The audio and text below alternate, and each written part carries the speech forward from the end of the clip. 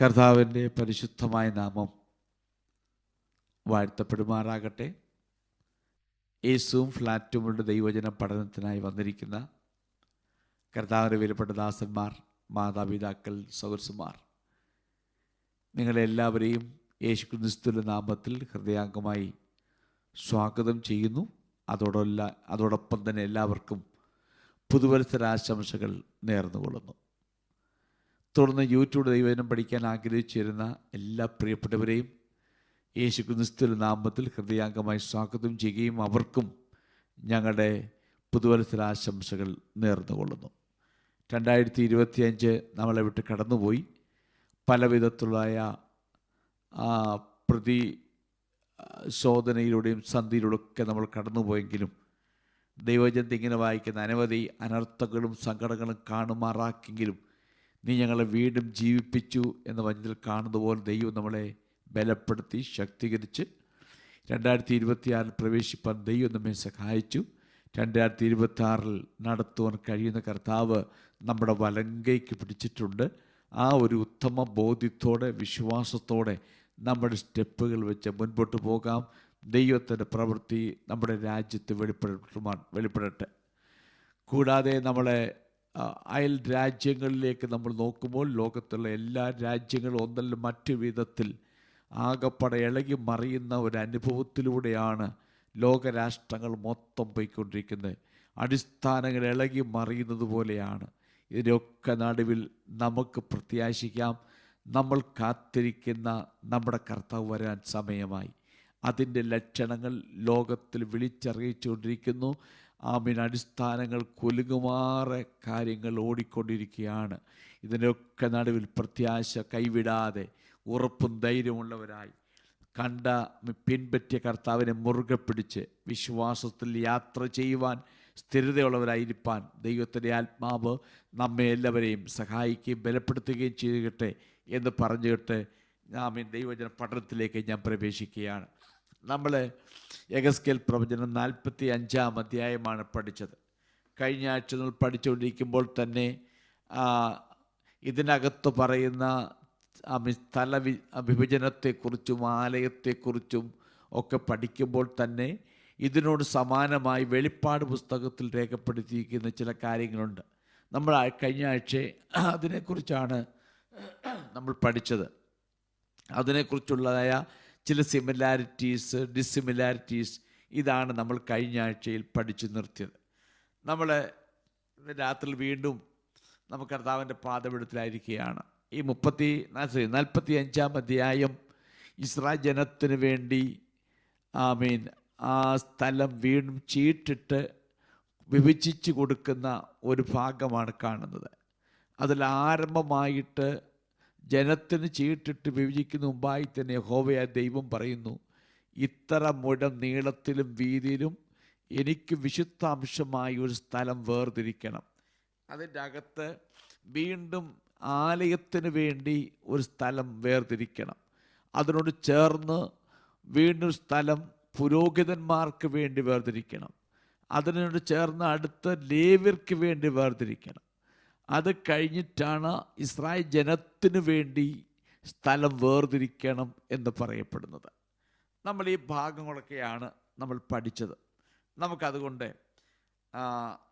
6 മുതൽ 6-ാമത്തെ വാക്യവും മുതൽ 8-ാമത്തെ വാക്യം വരെ ഒന്ന് വായിക്കാം. 6 മുതൽ 8 വരെയുള്ള വാക്യങ്ങൾ ഒന്ന് വായിക്കാം. വിശുദ്ധാംശമായ വഴിപാടിന്റെ പാർശ്വത്തിൽ നഗരസ്വമായി 5000 മുഴം വീതിയും 25000 മുഴം നീളവും ഒരു സ്ഥലം നിയമിക്കണം. അത് ഇസ്രായേൽ ഗൃഹത്തിനൊക്കെയും ഉള്ളതായിരിക്കണം.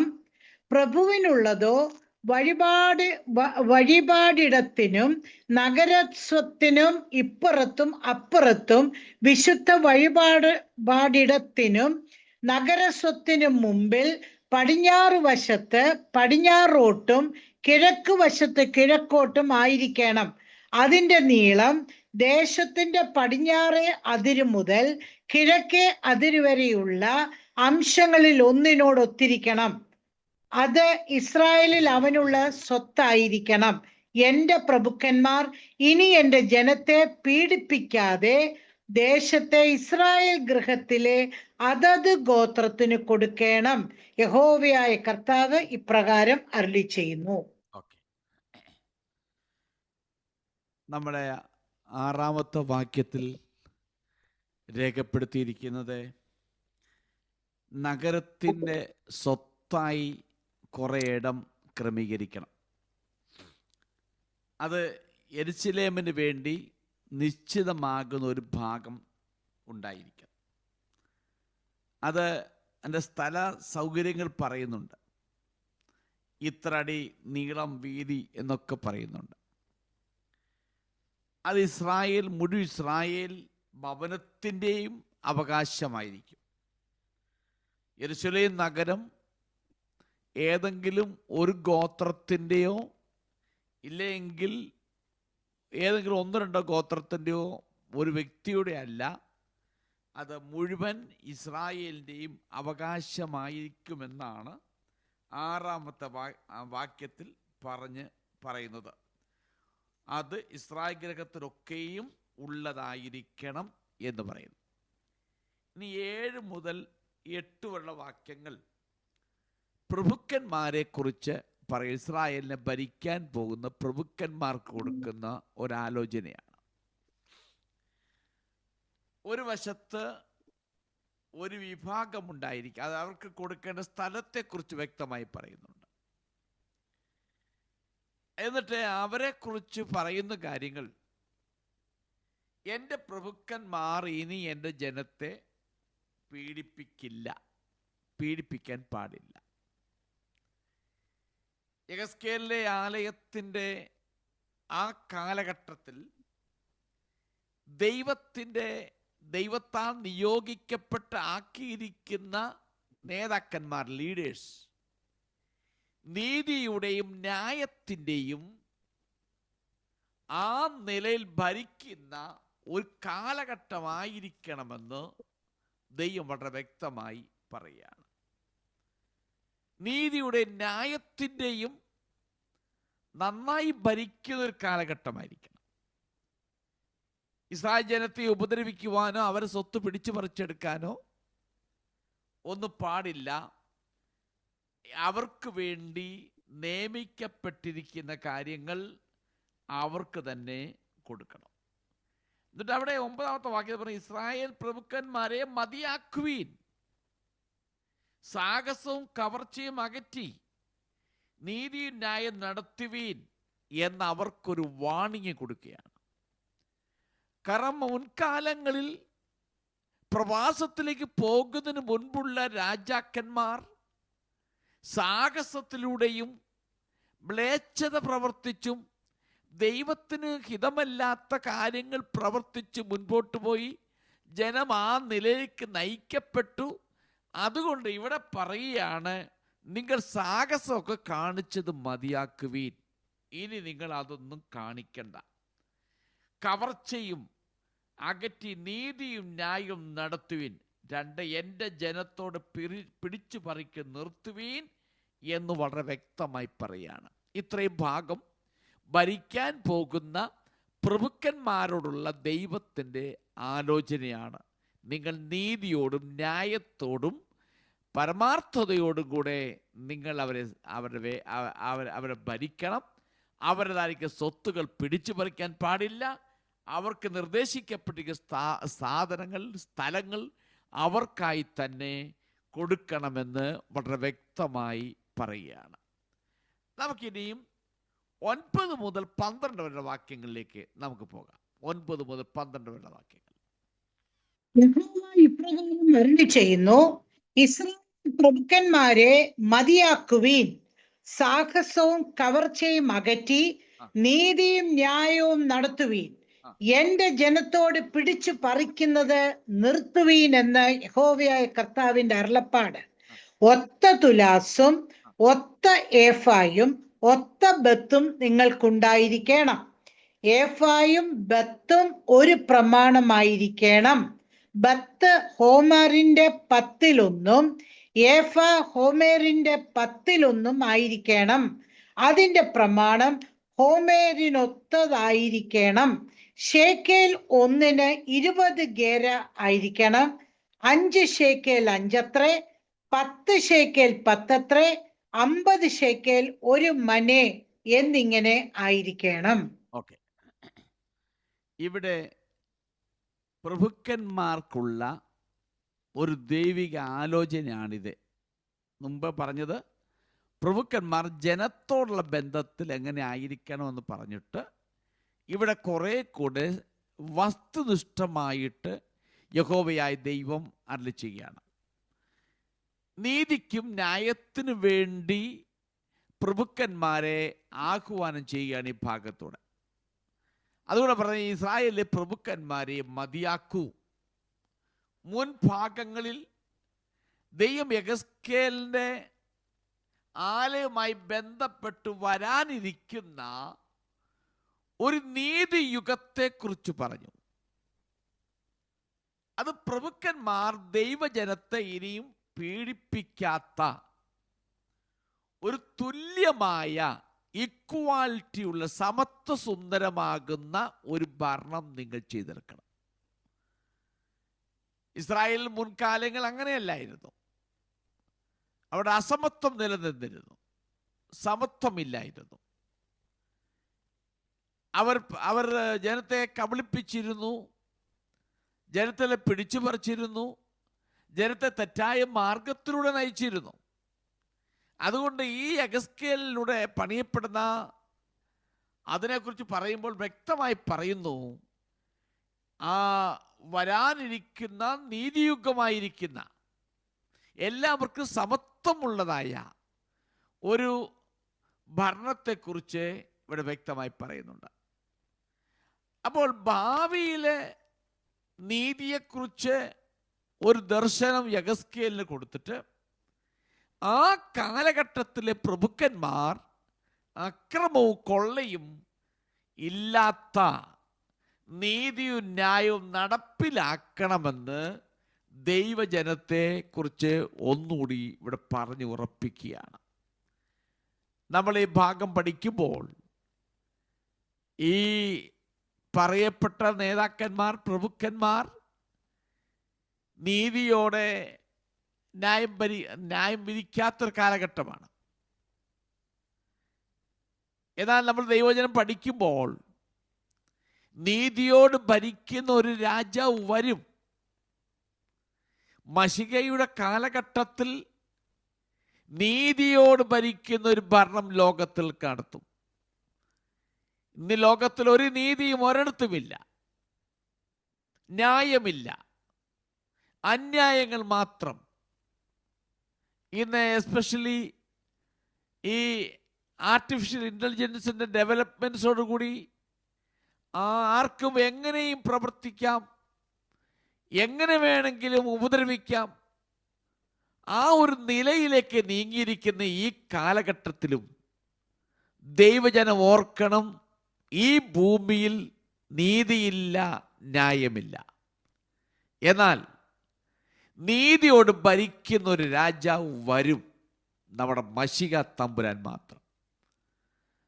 നോർത്ത് ഇന്ത്യയിലും മറ്റും ദൈവജനത്തെ ഉപദ്രവിച്ചിട്ട് എത്രമാത്രം അലങ്കോലപ്പെടുത്താമോ അതെല്ലാം അലങ്കോലപ്പെടുത്തിയിട്ട് ആ പാവപ്പെട്ട ദൈവമക്കളുടെ പേരിൽ കൊണ്ട് കേസ് കൊടുത്തിട്ട് അവരെ ജയിലിലടയ്ക്കുക. ഉപദ്രവിച്ചവർ വെളിയിൽ സമാധാനത്തോടെ സ്വൈര്യമായി ജീവിക്കുന്നു. അപ്പോൾ നീതിയില്ലാത്തൊരു കാലഘട്ടമാണ്. എവിടെ നോക്കിയാലും അങ്ങനെ തന്നെയാണ്. എന്നാൽ നീതിയോട് ഭരിക്കുന്ന ഒരു കർത്താവ് വരും. ഇവിടെ യെഹെസ്കേലിലൂടെ പറയുന്നു, മതിയാക്കുവീൻ, നിങ്ങളുടെ അനീതിയായിരിക്കുന്ന സാഹസം പ്രവർത്തിക്കുന്ന നിങ്ങളുടെ ഭരണം നിർത്തുവീൻ, നിങ്ങളുടെ ജനത്തെ നീതിയോടും ന്യായത്തോടും കൂടെ ഭരിക്കുവീൻ എന്ന് വളരെ വ്യക്തമായി ഇവിടെ ഉറപ്പിച്ച് പറയുകയാണ്. അങ്ങനെയെങ്കിൽ ഈ കാലഘട്ടത്തിലും ഇങ്ങനെ ഭരിച്ചുകൊണ്ടിരിക്കുന്നതിൻ്റെയൊക്കെ അവസാനം വരുത്തി നീതിയോട് ഭരിക്കുന്ന ഒരു രാജാവ് വരും. നമുക്കറിയാം, 4 പ്രവചനത്തിൽ കാണുന്ന ആ ബിംബത്തെ, നെബൂഖദ്നേസർ കണ്ട ആ സ്വപ്നം, ആ ബിംബം തല തങ്കം കൊണ്ടൊക്കെ ഉണ്ടാക്കി. ആ ബിംബത്തിൻ്റെ അവസാന ഭാഗം വരുമ്പോൾ കളിമണ്ണും ഇരുമ്പും കൊണ്ട് ചേർന്ന് നിൽക്കുന്ന ഒരു അവസ്ഥ, ബലമില്ലാത്ത. നമ്മൾ നോക്കി നിൽക്കുമ്പോൾ തന്നെ കൈ തൊടാതൊരു കല്ല് സ്വർഗത്തിൽ നിന്ന് ഇറങ്ങി വരികയും അതിൻ്റെ പാദത്തിൽ വന്ന് വീണിട്ട് ആ ബിംബം തവിട് പൊടിയായി മാറ്റപ്പെടുന്നു. എന്നാൽ ആ വീണ കല്ല് അതൊരു വലിയ പർവ്വതമായി മാറ്റപ്പെടുന്നതായി രേഖപ്പെടുത്തിയിട്ടുണ്ട്. അപ്പോൾ എല്ലായിടത്തും ഈ ഭരണം ഇങ്ങനെ പൊയ്ക്കൊണ്ടിരിക്കുകയാണ്. നീതിയില്ലാത്തൊരു ഭരണം, ന്യായമില്ലാത്തൊരു ഭരണം, സത്യസന്ധതയില്ലാത്ത, ആരോടും ഒന്നും പറയുവാൻ കഴിയാത്തൊരു കാലഘട്ടം. എല്ലായിടത്തും ആളുകൾ എന്തിനുമൊക്കെ അടിമകളായിട്ട് മറ്റുള്ളവരെ ഉപദ്രവിക്കുക, നശിപ്പിക്കുക, ഈ ഒരു പ്രവണതയോടെ യാത്ര ചെയ്തുകൊണ്ടിരിക്കുന്ന ഒരു കാലഘട്ടത്തിൽ ഇതിനെല്ലാം നീക്കം വരുത്തി ഒരു രാജാവ് നീതിയോട് വാഴും. അവിടേക്കാണ് ഈ ലോകം പൊയ്ക്കൊണ്ടിരിക്കുന്നത്. അവിടേക്കാണ് ഈ ലോകം അറിയാതെ പൊയ്ക്കൊണ്ടിരിക്കുകയാണ്. ഈ ലോകത്തിന് അറിയത്തില്ല അത്. എന്നാൽ വീണ്ടെടുക്കപ്പെട്ട ദൈവജനം പഠിക്കുന്ന ഒരു ദൈവജനെ സംബന്ധിച്ച് അവനിത് കാണുമ്പോൾ മനസ്സിലാകും, ഇത് എവിടോ ഒരു വലിയൊരു അപകടത്തിലേക്ക്, അതിൻ്റെ അധപ്പതനത്തിലേക്ക് ചെന്നു വീണിട്ട് അതിൻ്റെ അവസാനത്തിൽ ഒരു പുതിയ മഷികൈക വാഴ്ച, സമത്വ സുന്ദരമാകുന്ന ഒരു രാഷ്ട്രം സ്ഥാപിക്കപ്പെടും. അതിലേക്കാണ് ഇത് പൊയ്ക്കൊണ്ടിരിക്കുന്നത് എന്ന് നമുക്ക് വ്യക്തമായി മനസ്സിലാക്കാൻ കഴിയും. മഹാപീഠ കാലഘട്ടമായിട്ടില്ല. ആ കാലഘട്ടം എത്തുമ്പോൾ എന്തായിരിക്കും സ്ഥിതി, ലോകത്തിൻ്റെ സ്ഥിതി? ഇപ്പോൾ ഇങ്ങനെയാണെങ്കിൽ ആ മഹാപീഠ കാലഘട്ടം എത്തുമ്പോൾ ലോകത്തിൻ്റെ സ്ഥിതി എന്തായിരിക്കും? ദൈവത്തെ എന്നെ കേൾക്കുന്നവരിൽ, യൂട്യൂബിൽ ശ്രദ്ധിക്കുന്നവർ ആരെങ്കിലും ദൈവത്തെ യഥാർത്ഥമായി കണ്ടുമുട്ടിയിട്ടില്ല എങ്കിൽ, എൻ്റെ പൊന്നു സഹോദര സഹോദരി, ഈ കാലഘട്ടത്തിൽ ജീവിക്കാൻ ഇത്രയും ബുദ്ധിമുട്ടാണെങ്കിൽ എതിർ ക്രിസ്തുവിൻ്റെ കാലഘട്ടത്തിൽ ജീവിക്കുവാൻ എത്രമാത്രം ബുദ്ധിമുട്ടായിരിക്കും. അതുകൊണ്ട് നമുക്ക് ലഭിച്ചിരിക്കുന്ന ഈ സമയങ്ങൾ പ്രാർത്ഥിക്കുവാനും പാടുവാനും ദൈവവചനം വായിക്കുവാനും പഠിക്കുവാനും സ്വാതന്ത്ര്യത്തോടായിരിക്കാൻ നമുക്ക് ലഭിച്ചിരിക്കുന്ന ഈ സമയം മറ്റ് കാര്യങ്ങൾക്ക് വേണ്ടി വിനിയോഗിക്കാതെ ഇതിനു വേണ്ടി വിനിയോഗിച്ച് നിനക്കുള്ളത് നീ ശേഖരിച്ച് വെക്കണം. നിനക്കുള്ളത് നീ ശേഖരിക്കുക. ഉറുമ്പിനെ നോക്കിയൊരു ബുദ്ധി പഠിപ്പീൻ. അത് മഴക്കാലം വരുന്നുവെന്ന് മനസ്സിലാക്കുമ്പോൾ മഴയ്ക്ക് മുമ്പായി വേനൽക്കാലത്തിൽ എത്രമാത്രം ഭക്ഷണങ്ങൾ ശേഖരിച്ച് വെക്കാമോ അത്രമാത്രം ശേഖരിച്ച് വെക്കുന്നു എന്ന് ദൈവത്തിൻ്റെ വചനം നമ്മെ പഠിപ്പിക്കുന്നു. അതിനാവശ്യമായിരിക്കുന്ന സാധന സാമഗ്രികൾ അത് ശേഖരിച്ച് വെക്കുന്നു. അങ്ങനെയെങ്കിൽ വീണ്ടെടുക്കപ്പെട്ട ദൈവത്തിൻ്റെ ജനമേ, എന്നെ കേൾക്കുന്ന രക്ഷിക്കപ്പെടാത്ത ദൈവത്തിൻ്റെ ജനം ആരെങ്കിലും ഉണ്ടെങ്കിൽ നിങ്ങൾക്ക് ലഭിച്ചിരിക്കുന്ന സമയം പാഴാക്കി കളയല്ലേ. നിങ്ങൾക്ക് ലഭിച്ചിരിക്കുന്ന സന്ദർഭങ്ങളും സമയങ്ങളും നിമിഷങ്ങളും പാഴാക്കി കളയരുതേ. നമ്മുടെ ഡോക്ടർ പറഞ്ഞ കൂട്ടത്തിൽ പറഞ്ഞായിരുന്നല്ലോ, ഇന്ന് 2-ാം ദിവസമാണ്. ദൈവം നമുക്ക് ഇങ്ങനൊരു ക്രമീകരണം തന്നു. ഈ ഒരാണ്ട് മുഴുവൻ ദൈവവചനം പഠിച്ച് അനുഗ്രഹിക്കപ്പെടണമെന്ന് പറഞ്ഞല്ലോ. ലഭിക്കുന്ന സമയങ്ങൾ ദൈവവചനം വായിച്ചും പഠിച്ചും ഗ്രഹിച്ചും ദൈവത്തോട് എത്രയും അടുത്ത് ജീവിക്കാമോ അത്രയും ജീവിച്ച് നമ്മുടെ യാത്ര നമുക്ക് മുൻപോട്ട് പോകാം. എങ്കിൽ മാത്രമേ നീതിയോട് ഭരിക്കുന്ന രാജാവിൻ്റെ ഭരണത്തിൽ കീഴിൽ നമുക്കായിരിക്കാൻ കഴിയത്തുള്ളൂ. അതിനുവേണ്ടി ദൈവം നമ്മളെ ഒരുക്കിയെടുക്കട്ടെ എന്ന് ഞാൻ ആഗ്രഹിക്കുകയും പ്രാർത്ഥിക്കുകയും ചെയ്യുന്നു. ഇവിടെ അടുത്ത 10-ാമത്തെ വാക്യം തൊട്ട് താഴോട്ട്, നിങ്ങളുടെ തുലാസ് സത്യസന്ധമായിരിക്കുന്നു, അളവുകോൽ സത്യസന്ധമാകണം. പ്രധാനമായും 3 തരത്തിലുള്ള അളവുകോലിനെ അളവിനെ കുറിച്ചോട് പറയുന്നുണ്ട്, തുലാസിനെ കുറിച്ച്. ഒന്ന്, ഉണങ്ങിയ ഗ്രെയിൻസ്, ധാന്യങ്ങൾ അളക്കുവാൻ ഉപയോഗിക്കുന്ന അളവ് പാത്രം. 2, ലിക്വിഡ് സാധനങ്ങൾ അളക്കാൻ ഉപയോഗിക്കുന്ന അളവ് പാത്രം. 3, ധനത്തിൻ്റെ മൂല്യം അളക്കുന്ന ആ അളവ് പാത്രം. ഈ 3 തരത്തിലുള്ള അളവുകളെ കുറിച്ചാണ് ഇവിടെ പറഞ്ഞിരിക്കുന്നത്.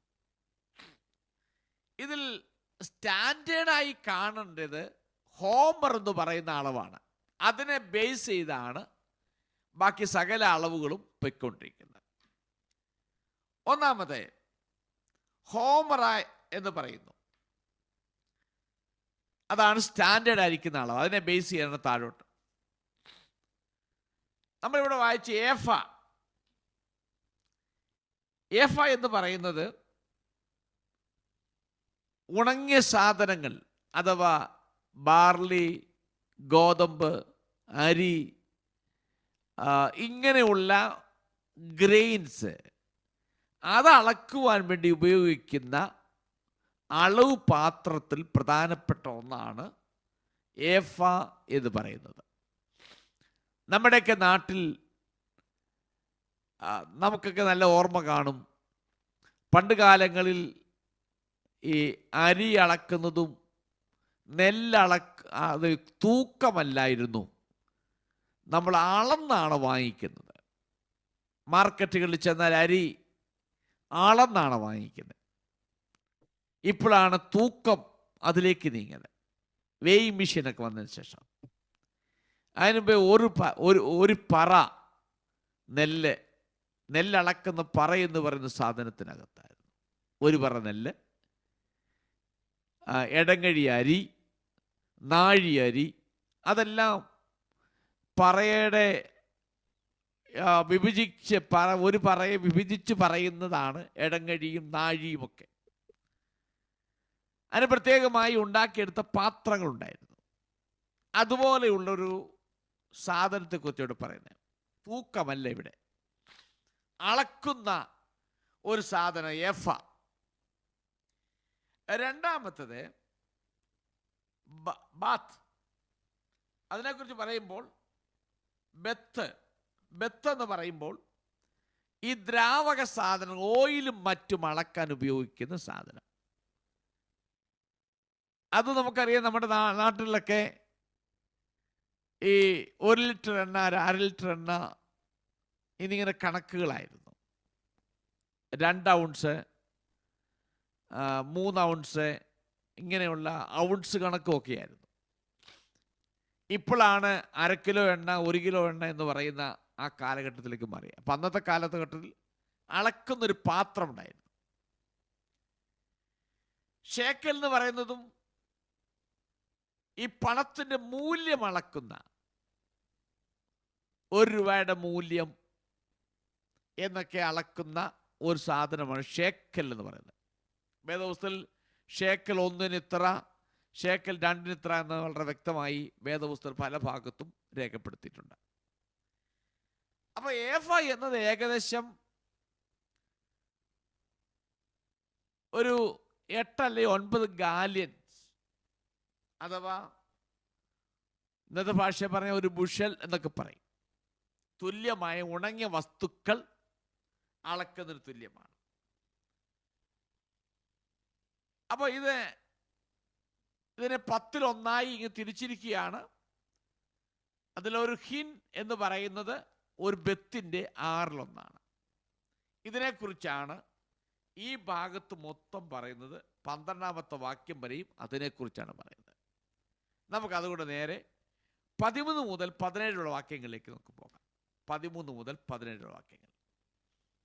നിങ്ങൾ വഴിപാട് കഴിക്കേണ്ടത് എങ്ങനെയെന്നാൽ, 1 ഹോമർ ഗോതമ്പിൽ നിന്ന് ഏഫയുടെ 6-1, 1 ഹോമർ യവത്തിൽ നിന്ന് ഏഫയുടെ 6-1 കൊടുക്കണം.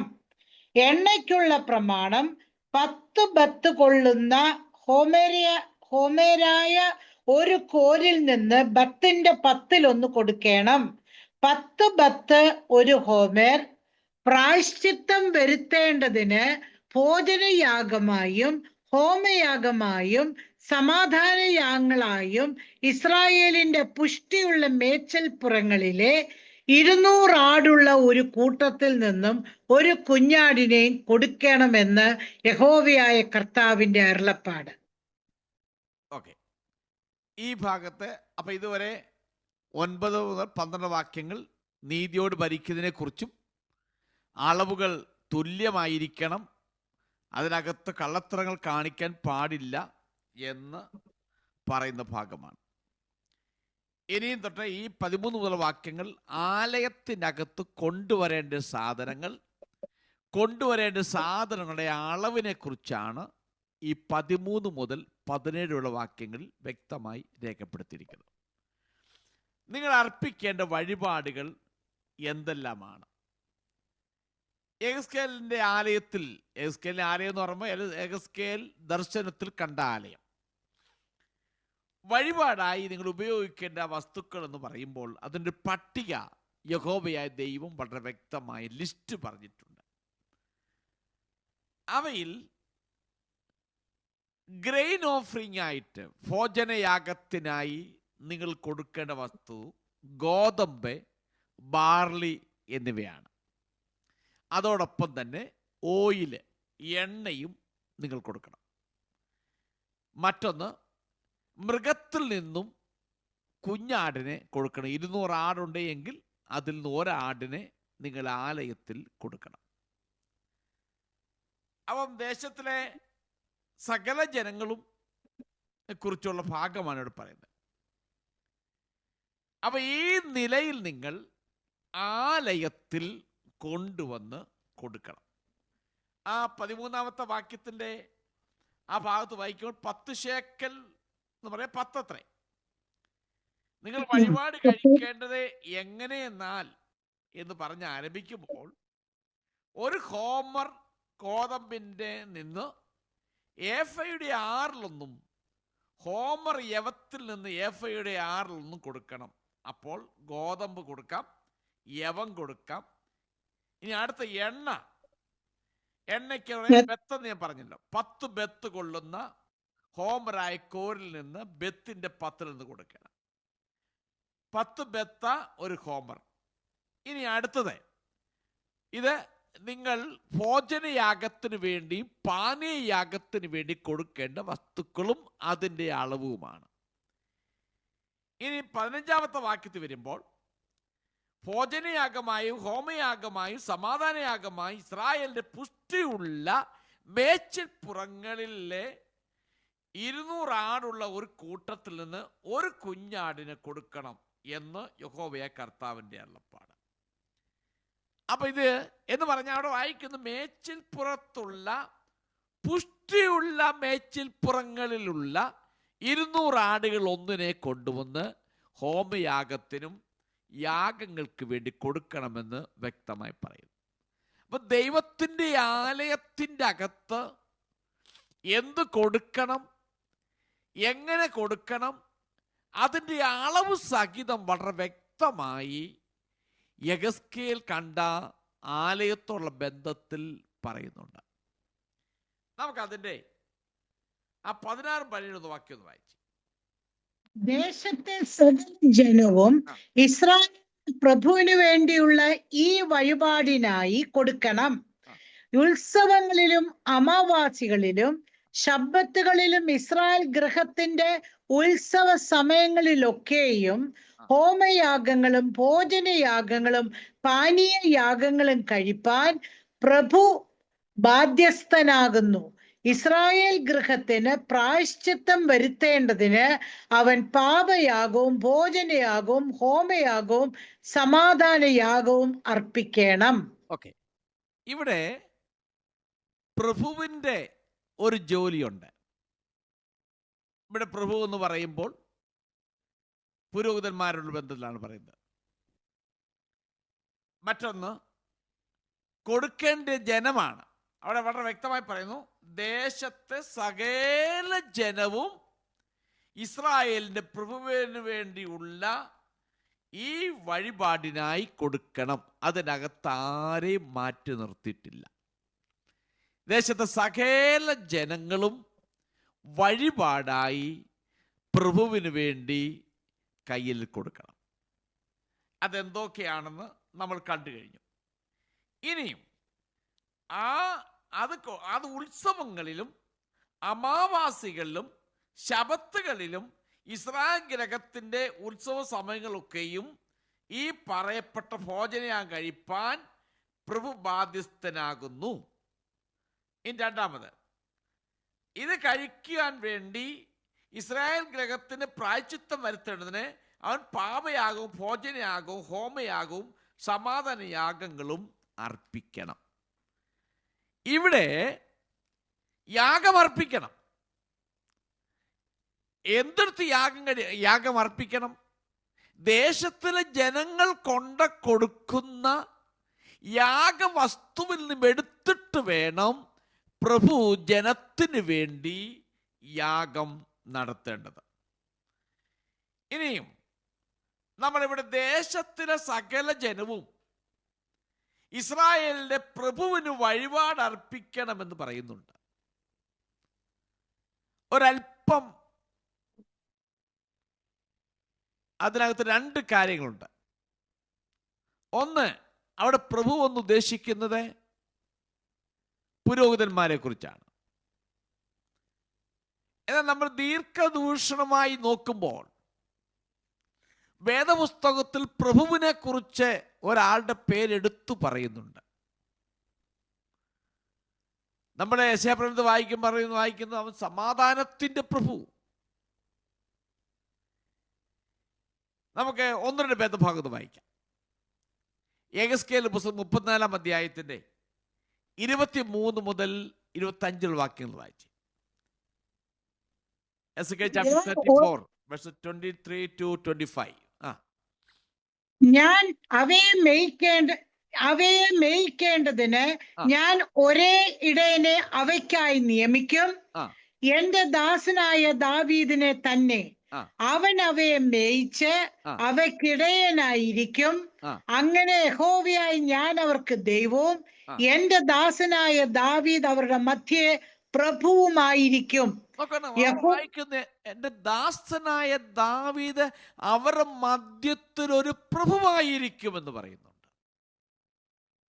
അപ്പോൾ ഇവിടെ നമ്മൾ പറഞ്ഞു വരുമ്പോൾ ഇത് മറ്റൊന്നിലേക്ക് വിരൽ ചൂണ്ടുന്ന ഒരു പ്രവചന ഭാഗം കൂടിയാണിത്. ഇത് 70 വർഷത്തെ പ്രവാസ ജീവിതം കഴിഞ്ഞ് മടങ്ങി വരുമ്പോൾ അവർക്കായി വേർതിരിക്കുന്നതുമൊക്കെ കാര്യങ്ങളെ കുറിച്ച് പറയുന്നെങ്കിൽ തന്നെയും അക്ഷരാർത്ഥത്തിൽ ഇത് നിവർത്തിക്കപ്പെട്ടിട്ടില്ല ഇതുവരെ. നിവർത്തിക്കപ്പെടാൻ പോകുന്നേ ഉള്ളൂ. അപ്പൊ ഇവിടെ പ്രഭു എന്ന് പറയുന്നത് വരാൻ പോകുന്ന ഒരു പ്രഭുവിലേക്ക് വിരൽ ചൂണ്ടുന്നു. സിസ്റ്റർ, ആ ഭാഗം, അവസാന ഭാഗം ഒന്നുകൂടെ വായിച്ചേ. 25-ാമത്തെ വാക്യം. എന്റെ ദാസനായ ദാവീദ് അവരുടെ മധ്യേ പ്രഭുവുമായിരിക്കും. യഹോവയായി ഞാൻ അത് അരുളി ചെയ്തിരിക്കുന്നു. ഞാൻ അവയോടൊരു സമാധാന നിയമം ചെയ്ത് ദുഷ്ടമൃഗങ്ങളെ ദേശത്ത് നിന്ന് നീക്കിക്കളയും. ഇനി 37-25 വായിച്ചു. 37-25. എന്റെ ദാസനായ യാക്കോബിന് ഞാൻ കൊടുത്തതും നിങ്ങളുടെ പിതാക്കന്മാർ പാർത്തിരുന്നതുമായ ദേശത്ത് അവർ പാർക്കും. അവരും മക്കളും മക്കളുടെ മക്കളും എന്നേക്കും അവിടെ വസിക്കും. എന്റെ ദാസനായ ദാവീദ് എന്നേക്കും അവർക്ക് പ്രഭുവുമായിരിക്കും. നോക്കണം, ദൈവത്തിന്റെ വചനത്തിന്റെ ആ യോജിപ്പ് നമ്മൾ ശ്രദ്ധിക്കണം. ഇവിടെ ഈ പ്രഭുവിന് കൊണ്ടുപോയി ദേശത്തെ സകല ജനങ്ങളും അവർക്ക് ആവശ്യമായ ഇതെല്ലാം കൊണ്ട് പ്രഭുവിന്റെ മുമ്പിൽ അർപ്പിക്കണം. പ്രഭു അവർക്ക് വേണ്ടി യാഗം നടത്തണം എന്നൊക്കെ പറയുമ്പോൾ അക്ഷരാർത്ഥത്തിൽ ഒരു പുരോഹിതനോട് ബന്ധത്തിൽ ചൂണ്ടിക്കാണിക്കുന്നെങ്കിൽ തന്നെയും ദീർഘവീക്ഷണത്തിൽ, ഒരു പ്രാവചനിക വീക്ഷണത്തിൽ ലോകപ്രകാരമുള്ളൊരു പുരോഹിതനെ അല്ല അവിടെ പറയുന്നത്. ദാവീദ് എന്ന് പറയുന്ന ഒരുത്തിനെ കുറിച്ച് പറയുന്നുണ്ട്. ദാവീദ് എന്തായാലും ശരി വരാൻ പോകുന്നില്ല. ദാവീദ് മരിച്ചു മൺമറഞ്ഞു പോയി. എന്നാൽ ദാവീദിന് സന്തതിയിൽപ്പെട്ട ഒരുവൻ വരും. ദാവീദിന്റെ സന്തതിയിൽപ്പെട്ട ഒരുവൻ അവർക്ക് പ്രഭുവായി വരും. അതുകൊണ്ടാണ് യെശയ്യാപ്രവാചകൻ വിളിച്ചു പറഞ്ഞു, അവൻ സമാധാന പ്രഭു എന്ന് വിളിക്കപ്പെടും. യെശയ്യാപ്രവാചകൻ 55-ാം അധ്യായത്തിന്റെ 3-4 വാക്യങ്ങൾ വായിച്ച്. ഐശയ്യാ chapter 55 verses 3 and 4.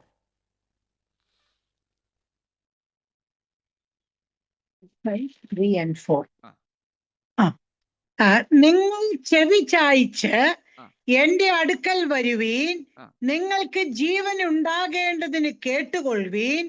ദാവീദിന്റെ നിശ്ചല കൃപകൾ എന്ന ഒരു ശാശ്വത നിയമം ഞാൻ നിങ്ങളോട് ചെയ്യും. ഞാൻ അവനെ ജാതികൾക്ക് സാക്ഷിയും വംശങ്ങൾക്ക് പ്രഭുവും അധിപതിയും ആക്കിയിരിക്കുന്നു. നോക്കണം, ഞാൻ വംശങ്ങൾക്ക് അധിപതിയും പ്രഭുവുമാക്കി വെച്ചിരിക്കുന്നു. ഇവിടെ എല്ലാം എടുത്തെടുത്ത് ദാവീദ് പ്രഭുവാണെന്ന് പറയുമ്പോൾ തന്നെ അക്ഷരാർത്ഥത്തിൽ ദാവീദ് അല്ല അവിടെ. ദാവീദിന്റെ വംശത്തിൽ പിറന്ന, ദാവീദിന്റെ കുലത്തിൽ പിറന്ന സാക്ഷാൽ പ്രഭുവായവൻ, ആ മശിഹയെ കുറിച്ചാണ് വാസ്തവത്തിൽ പ്രവചന ഭാഷയിൽ പറയുകയാണെങ്കിൽ നമുക്കിത് മനസ്സിലാക്കാൻ കഴിയുന്നത്. അക്ഷരാർത്ഥത്തിൽ നമ്മുടെ കർത്താവായ യേശുക്രിസ്തു ദാവീദിന്റെ സന്തതിയായി ജനിച്ച് മരിച്ച് അടക്കപ്പെട്ട് ഉയർത്തെഴുന്നേറ്റു. അവനാണ് അവിടെ വാഴാൻ വേണ്ടി പോകുന്നത്. ദാവീദ് ദൈവം കൊടുത്ത വാഗ്ദത്തമാണ്, നിന്റെ സന്തതി ഈ സിംഹാസനത്തിൽ ഇരിക്കും, അതൊരിക്കലും മാറ്റം വരുത്തില്ല. അനേക പ്രവചന ഭാഗങ്ങൾ ഇനിയുമുണ്ട്. യെരമ്യാ പ്രവചനത്തിൽ പറയുന്നുണ്ട്, ഹോശേയയിൽ പറയുന്നുണ്ട്, അനേക പ്രവചന ഭാഗങ്ങൾ എടുത്തെടുത്ത് പറയുന്നുണ്ട് ദാവീദ് പറയുന്ന പ്രഭു. അപ്പോൾ ഓർത്തുകൊള്ളണം, ഇതിൻ്റെ എല്ലാം അവസാനം ഞാൻ മുമ്പേ ഓർപ്പിച്ച് ഒന്നുകൂടെ ആവർത്തിക്കട്ടെ. ഈ അനീതിയും അക്രമവും ഒക്കെ ഓടിക്കൊണ്ടിരിക്കുന്ന ഈ കാലഘട്ടത്തിൻ്റെ അവസാനമാകുമ്പോൾ ദാവീദിന്റെ പ്രഭുവായി, ദാവീദ് എന്ന് പറയുന്ന ആ കുലത്തിൽ നിന്ന് തന്നെ അവൻ ഒരുവൻ മുളച്ചു വരും. ഒരു കൊമ്പ് മുളയ്ക്കും. ദാവീദിന്റെ വേരിൽ നിന്നും ഒരു കൊമ്പ് മുളയ്ക്കും. അവൻ അത്ഭുത മന്ത്രി, വീരനാം ദൈവം, നിത്യപിതാവ്, സമാധാനത്തിൻ്റെ പ്രഭു എന്ന് വിളിക്കപ്പെടും. ആ കർത്താവിനെ കുറിച്ച് ആണ് ഇവിടെ പറഞ്ഞുകൊണ്ട് അവസാനിപ്പിക്കുന്നത്. ഈ ജനത്തിന്റെ വഴിപാടുകൾ സ്വീകരിക്കുകയും അവർക്ക് വേണ്ടി, യഹോവയ്ക്ക് വേണ്ടി അർപ്പിക്കുകയും ചെയ്യും എന്നൊക്കെ പറയുമ്പോൾ ഇസ്രായേൽ മക്കൾ രാജകുമാരന് കാഴ്ച കൊണ്ടുവരും എന്ന് വളരെ വ്യക്തമായി കാണുന്നുണ്ട്. അതിൻ്റെ ആരംഭമായിട്ടാണ് നമുക്കറിയാം, യേശു ജനിച്ചപ്പോൾ 3 വിദ്വാൻമാർ യേശുവിന് മുമ്പിൽ കൊണ്ടുവന്ന് കാഴ്ച വെച്ചു. പൊന്നെ മൂര കുന്തിരിക്കം. എന്നിട്ട് വീട് നമസ്കരിച്ചു. അവർ യഹൂദന്മാരല്ല, അവർ ദൈവമക്കളല്ല, അവർ ക്രിസ്ത്യാനികളല്ല, അവരെവിടെയുള്ള യഹൂദന്മാരല്ലാത്തൊരു ജനം ഈ പ്രഭുവിൻ്റെ അടുക്കലേക്ക് വന്നു, കൊണ്ടുവന്ന് കാഴ്ചവെച്ചു. ഇവിടെ വായിക്കുന്നത് ദേശത്തിലെ സകല ജനങ്ങളും എന്ന് പറയുന്ന പോലെ അതൊരാരംഭം മാത്രമായിരുന്നു. ആ ജനിച്ചപ്പോൾ തന്നെ അവർ അന്വേഷിച്ചതും ആമേൻ ചോദിച്ചതും ഇതാണ്, യഹൂദന്മാരുടെ രാജാവായി പിറന്നവൻ എവിടെ? ദൂതന്മാർ പ്രത്യക്ഷപ്പെട്ട് പറയുമ്പോൾ ദാവീദിന്റെ കുലത്തിൽ നിന്ന് പറഞ്ഞല്ലാതെ അത് രാജാവെന്ന് പറയുന്നില്ല. എന്നാൽ ഈ അന്യജാതികൾക്ക് അവർക്ക് പ്രത്യക്ഷപ്പെട്ടു ഇത് യഹൂദന്മാരുടെ രാജാവാണെന്നുള്ള ചിന്ത അവർക്ക് വന്നു. ആ കാഴ്ചപ്പാട് ലഭിച്ചു. അതുകൊണ്ടാണ് അവർ ഈ പ്രഭുവിൻ്റെ മുമ്പിൽ കൊണ്ടുപോയി ഇതുകൊണ്ട് കാഴ്ചയായി കൊണ്ട് അർപ്പിക്കുകയാണ്. നോക്കണം, അതൊരാരംഭം മാത്രമാണ്. എന്നാൽ രാജാവാദി രാജാവായി, മശിഹയായി, ലോകത്തിൻ്റെ പ്രഭുവായി നമ്മുടെ കർത്താവ് വരുവാൻ പോകുന്നു. അന്ന് സകല ജനങ്ങളും അവൻ്റെ മുമ്പാകെ കൊണ്ടുവന്നെല്ലാം കൊടുക്കും എന്ന് വളരെ വ്യക്തമായി കാണും. ഇങ്ങനെ ബാക്കിയുള്ള ഭാഗങ്ങൾ ദൈവം ഒന്നിച്ചാൽ അടുത്ത ആഴ്ച ഞാൻ പ്രസ്താവിച്ചു കൊള്ളാം. ആ യാഗത്തെക്കുറിച്ചും അതിനെക്കുറിച്ച് കൊടുക്കുന്നതിനെക്കുറിച്ചുള്ള കാര്യങ്ങൾ ദൈവം അനുവദിച്ചാൽ അടുത്ത ആഴ്ച ഞാൻ പ്രസ്താവിച്ചു കൊള്ളാം. അതുകൊണ്ട് ഞാൻ മുമ്പേ ഓർപ്പിച്ച ഭാഗം ഒരിക്കൽ കൂടി ഓർപ്പിക്കട്ടെ. ഈ രാജ്യത്തിന് മാറ്റം സംഭവിക്കും. ഇന്ന് കാണുന്നതെല്ലാം മാറിപ്പോകും. ഒരിക്കലും മാറ്റമില്ലാത്ത ഒരു ഭരണം ഇവിടെ കാഴ്ചവെക്കും. അതുകൊണ്ട് ഇത് ക്രിസ്തുവിന്റെ കാലഘട്ടത്തിൽ അടുത്തുകൊണ്ടിരിക്കുമ്പോൾ നമുക്ക് എങ്ങനെയെങ്കിലും 26 ദൈവവചനം വായിച്ചും ധ്യാനിച്ചും പഠിച്ചും നമ്മെ തന്നെ ഒരുക്കിയെടുത്തും ആ രാജ്യത്തിന് വേണ്ടി നമുക്ക് ഓടാം, നമുക്ക് പ്രവർത്തിക്കാം, പ്രയോജനപ്പെടാം, നമുക്ക് പ്രാർത്ഥിക്കാം, നമ്മെ തന്നെ നമുക്ക് ഒരുക്കിയെടുക്കാം. ദൈവം ഇങ്ങനെ വായിക്കുന്ന വിശുദ്ധനും തന്നെ വിശുദ്ധീകരിക്കട്ടെ, നീതിമാനും തന്നെ നീതീകരിക്കട്ടെ, അഴുക്കുള്ളവൻ അഴുക്കാടട്ടെ.